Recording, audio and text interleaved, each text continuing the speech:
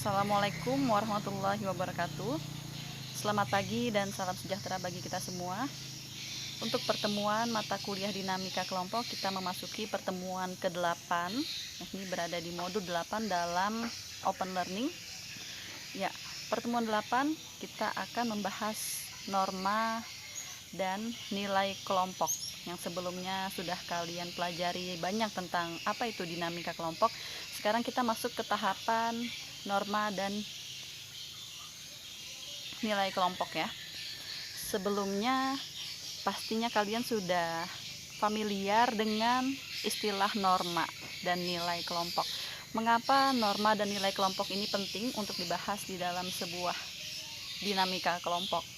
Ya, yang pertama, sebuah kelompok itu akan dapat mencapai suatu tujuan kelompoknya jika di dalamnya terdapat norma dan nilai kelompok. Di dalamnya norma dan nilai kelompok ini biasanya kalian pernah mendengar aturan atau rule di dalam sebuah kelompok. Jadi norma dan nilai kelompok ini penting untuk membahas suatu tatanan di dalam sebuah kelompok, mana yang boleh dilakukan, mana yang tidak boleh dilakukan, dan suatu aturan yang harus diikuti dan diterapkan oleh seorang pemimpin kepada anggota kelompoknya untuk mencapai suatu tujuan kelompok. Seperti itu ya. Jadi keywordnya adalah suatu tatanan kelompok, aturan yang boleh dan yang tidak boleh dilakukan oleh pemimpin sampai ke anggota kelompoknya. Kemudian di dalam norma dan nilai kelompok ini terdapat juga ada namanya istilah perasaan in group. Jadi mungkin kalian untuk semester 5 kalian sudah bersama-sama dengan anggota kelas kalian yang biasanya kita analogikan semester 5 kelas, misalnya disebut saja kelas A, B, C, D gitu, seperti itu ya. Kalian sudah biasa dipimpin oleh seorang cutting.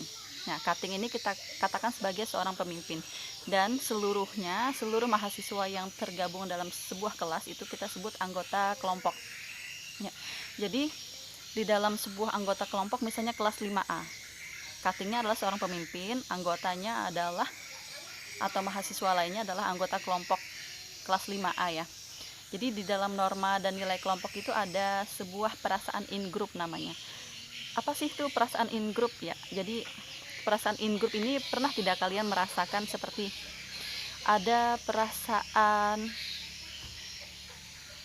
iba, perasaan senasib, sepenanggungan dengan teman-teman kalian walaupun tidak teman sekelas. Misalnya ada satu orang yang sedang mengalami kesusahan, atau sebaliknya sedang merasa bahagia, kalian juga turut bahagia, atau merasa kesusahan, kalian juga memikirkan bagaimana caranya supaya teman kita yang satu ini bisa keluar dari masalahnya. Nah, pernah tidak merasakan seperti itu di kelas? Jika kalian sudah pernah merasakan seperti itu, saya ucapkan selamat ya, karena Anda sudah memiliki perasaan in group, minimal di ruang lingkup kecil di kelas kalian. Perasaan in group ini sangat penting, karena perasaan in group ini perasaan saling memiliki, perasaan yang mana bila ada anggota satu yang lain merasa sakit, semuanya merasa sakit. Satu merasa bahagia, semua merasa bahagia. Tidak ada perasaan iri dengki, semuanya sama-sama mencapai tujuan kelompok yang sama, menuju ke titik yang sama, tentunya ke hal yang positif. Seperti itu. Coba ditanyakan pada diri masing-masing. Saya harap semoga semuanya merasakan dan memiliki perasaan in group, khususnya kepada pemimpin. Jadi seorang pemimpin itu harus peka. Contohnya di kelas tadi ya, kelompok kecil, ketua tingkat itu harus peka merasakan, peka untuk melihat apakah yang dipimpinnya ini sudah berjalan dengan baik dan benar, adakah terdapat kendala atau ada teman yang tersandung. Misalnya contoh hal kecil, misalnya sekarang adalah jam perkuliahan saya misalnya ya, ada teman yang tidak dapat mengakses open learningnya atau tidak dapat membuka YouTube untuk menerima video penjelasan. Nah, cutting harus cepat tanggap, PJMK-nya, teman-teman yang lain memberikan solusi-solusi yang mungkin pernah mengalami hal yang serupa, sehingga temannya tidak tertinggal untuk mengakses kelas di jadwal yang sudah ditentukan. Nah, itu rasa empati, rasa memiliki, rasa senasib, sepenanggungan itu adalah merupakan perasaan in group dalam sebuah kelompok. Mudahan sampai di sini bisa dipahami. Kita lanjut. Kemudian poin 2 di dalam modul 8 ini yang paling penting adalah poin pimpinan dan suasana kepemimpinan. Oke, tadi kita mengambil contoh yang kecil adalah contoh grup di kelas ya. Tadi pemimpinnya siapa? Saya sebutkan. Oke, pemimpinnya adalah Kating.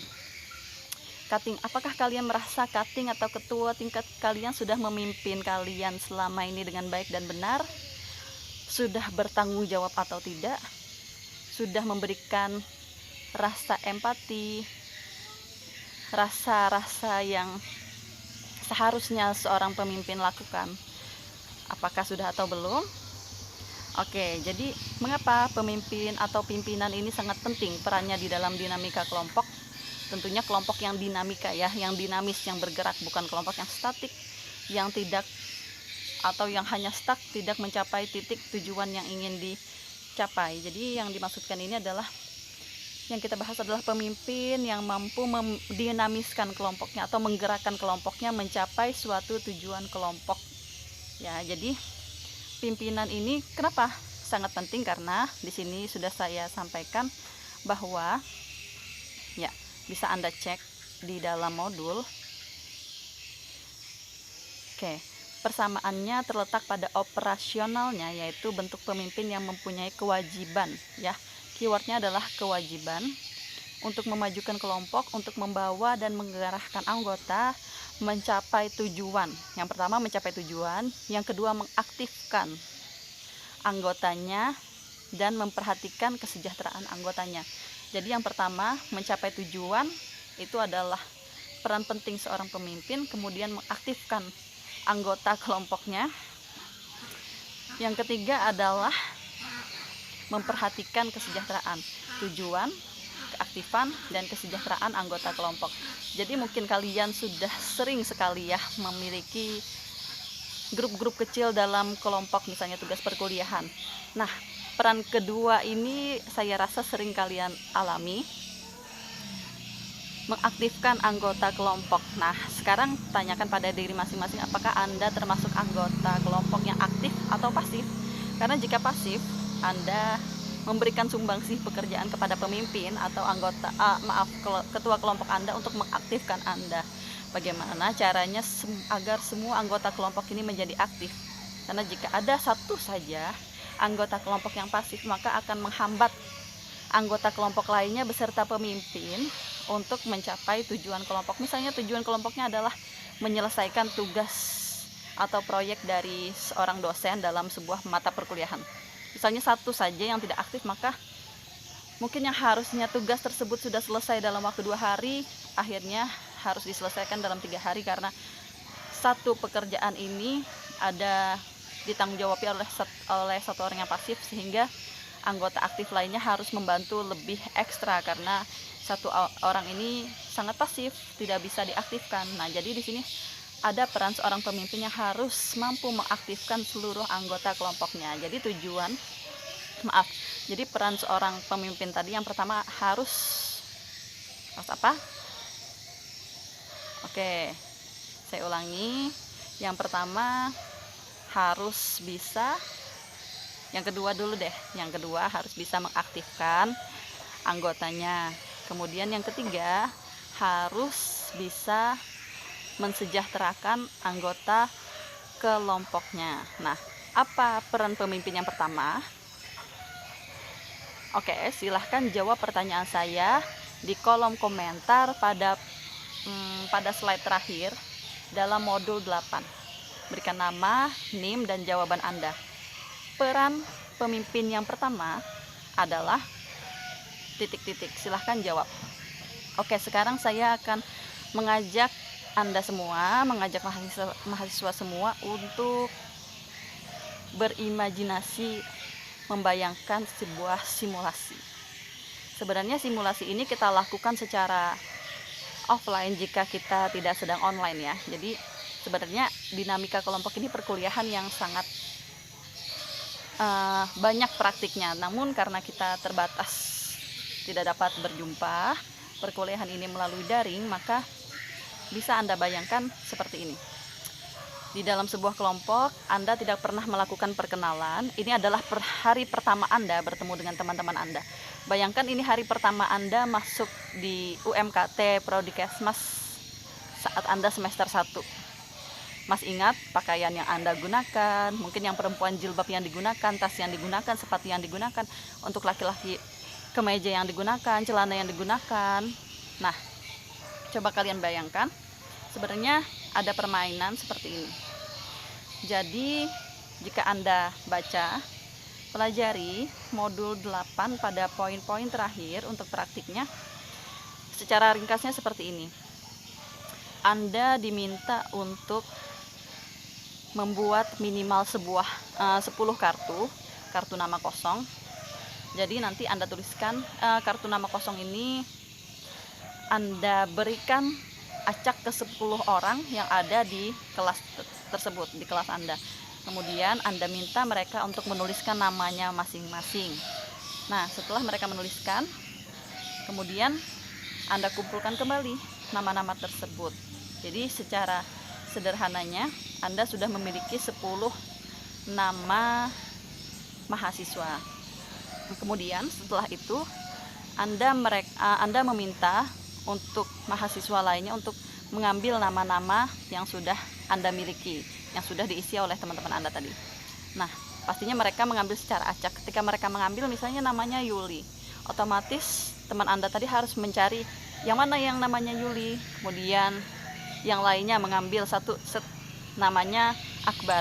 Oh, Akbar yang mana ya? Otomatis mereka harus mencari, harus berkenalan sampai mereka mendapatkan 10 kartu nama yang sudah Anda buat. Artinya setiap orang berkesempatan untuk menemukan 10 orang baru, dan 10 orang baru memiliki kesempatan untuk ditemukan oleh 10 orang baru lainnya. Akhirnya saling berkenalan pun terjadi secara tidak langsung melalui sebuah game sederhana untuk perkenalan.